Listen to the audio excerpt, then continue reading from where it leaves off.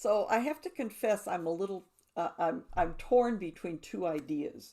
I have a sermon that I prepared for this morning, based on this scripture passage, which is the lectionary reading, and Terry Eckelbarger, because they follow the lectionary more than we do. We had exactly the same take on this, the first part of it, and I thought, wow, great minds think alike. So that's cool. It's a lovely little sermon, and it will be fine. We can do that. Um, it occurred to me this morning that the other thing I could do is to just set the sermon aside and share with you two pieces of correspondence that have um, come across my desk in the last couple weeks, one of which was the impetus for this particular approach in the sermon. Um, but it means preaching without uh, notes, as it were, which is kind of like a big deal for me because I'm usually very organized. So I think I will do that because that's it's good to challenge yourself every now and again. So I'm going to set aside the prepared notes, and this is off the cuff, but very much from the heart. So the first thing I want to share with you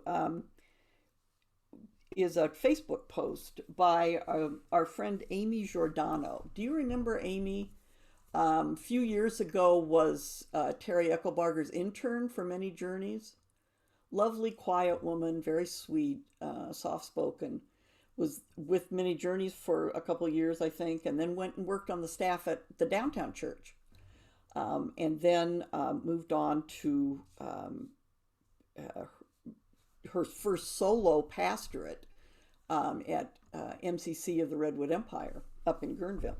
So this is her post on Facebook from about a week ago.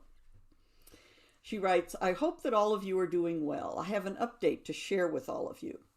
I began my position at MCC of the Redwood Empire as their pastor in August of 2019. 7 months later, we went into our first lockdown due to COVID-19. Since the pandemic started, it has been a very difficult 16 months of ministry for me.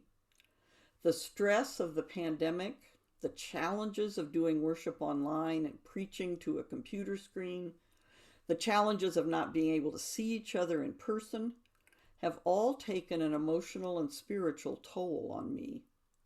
Being a leader and holding emotional and spiritual space during a time of prolonged collective crisis has been very exhausting for me. In mid-June, I went on vacation for a week, hoping that when I returned, I would feel rejuvenated. Instead, when I returned from vacation, I realized that I have hit a wall in terms of burnout. The accumulated stress, exhaustion, and overwhelm of the past 16 months has caught up to me. I've been praying hard about what I need to help the burnout. During our board meeting on June 27th, I asked the board for 2 months of leave from July 15th to September 15th. It was very difficult to ask for this as we are in the middle of a transition as we plan to open for in-person worship. The board and the congregation are both supporting my request. Therefore, I will be on leave from July 15th to September 15th. I'm very grateful to our board and congregation for supporting me in this request. During this leave, I will be resting and taking care of my well-being in order to hopefully recover from the burnout. From July 15th to September 15th, I will not be engaging with anything related to MCC of the Redwood Empire, MCC, or ministry. And then she goes on with some information about who to contact during her absence and a request for love, prayers, and good energy in the interim. The reason that Facebook post struck me is that this is what most clergy feel like. It is certainly certainly something I have experienced, maybe not quite as drastic as Amy's, but certainly in that direction. And it I mean, I hear stories every week of someone who's decided to just completely give up on ministry because the pandemic has been so challenging. It caused me to ask the question,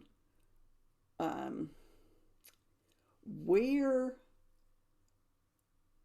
our approach to ministry comes from that puts us in this position of burning ourselves out in the course of trying to guide a congregation through this difficult pandemic time.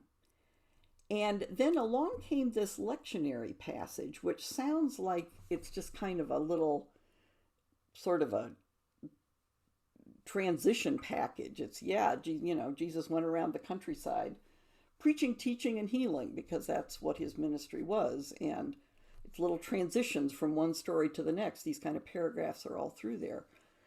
But I looked closely at, especially the first one, where he says to his disciples, come away to a deserted place by yourselves and rest a while. And you got to believe that, A, that Jesus was going with them, and that he needed the rest as much as they did. And yet what happens? He gets followed by this huge crowd of people, and as soon as he lands, he turns aside from his planned retreat in order to minister to this large crowd that are like sheep without a shepherd. The message that sends for people who are trying to follow the way of Jesus is that we should always put other people's concerns ahead of our own. Right? That's what he's demonstrating. It doesn't matter that he needs the rest, that he needs to be with his disciples and recharge in a deserted place all by themselves. There's a larger group over here that needs him, and so he's going to do that first. I actually think that kind of a model, which in modern terms we would say, this is a very compassionate person with really poor boundaries. He really doesn't do much in the way of self-care anywhere in the New Testament.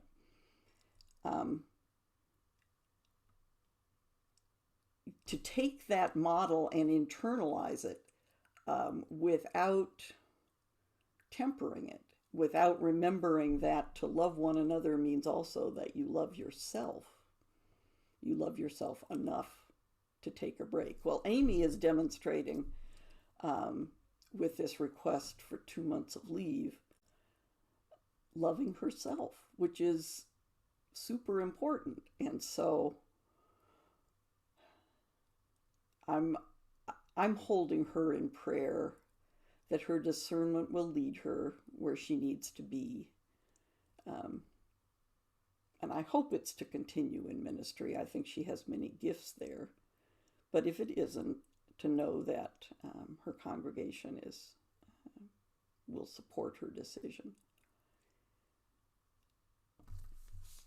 So that was the first bit of correspondence. And that was the one that fit into the sermon topic. And also the one that Peter's going to get to hear Terry preach about, Jesus with poor boundary control. But the second one is the other reason why it's so important to keep doing things that seem difficult, even when they are difficult.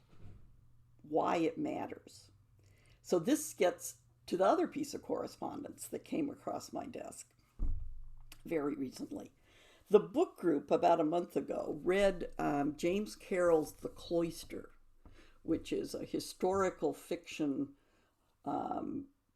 novel based on the story of Abelard and Heloise, very famous medieval scholars, both of them. But it introduced us to James Carroll, who some of you may have met by reading Constantine's Sword, which he published a few years ago. James Carroll is a very devout Catholic.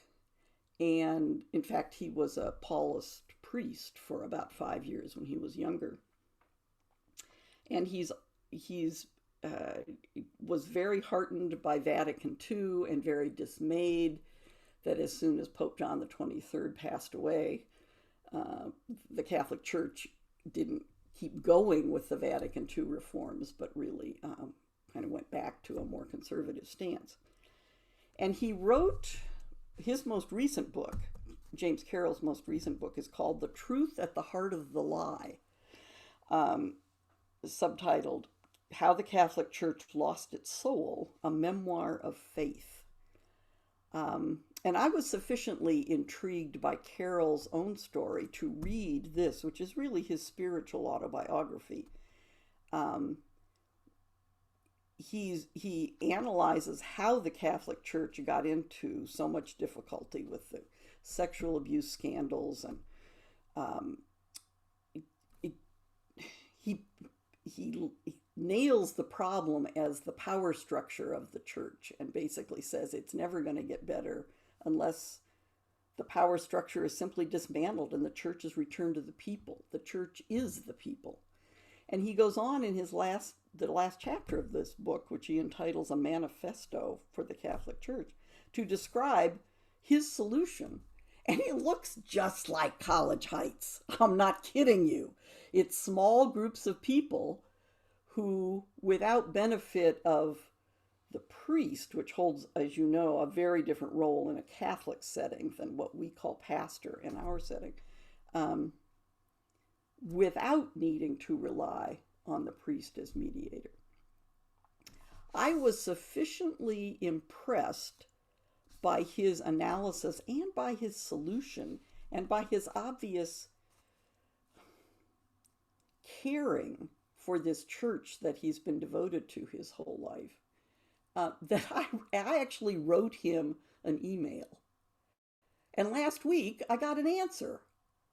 I mean, this is a New York Times best-selling author who lives in Boston who took the time to answer my email. So I thought, because it describes you guys, that I would share with you both my fan letter and his response, because this is the reason why I am willing to put up with what Amy talks about, the exhaustion and the challenge and the overwhelm.